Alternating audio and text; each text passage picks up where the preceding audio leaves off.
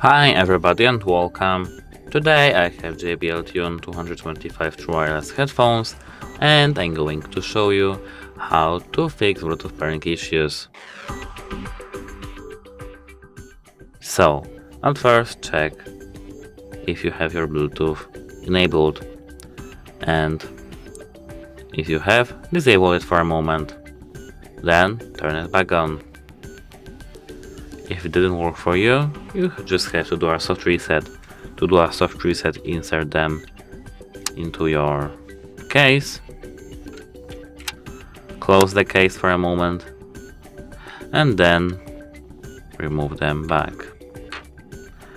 Now they should be soft resetted. If it does work for you, it's fine. If it didn't, you have to do a hard reset and then contact the device support. That's it. Hope it helps you. Goodbye.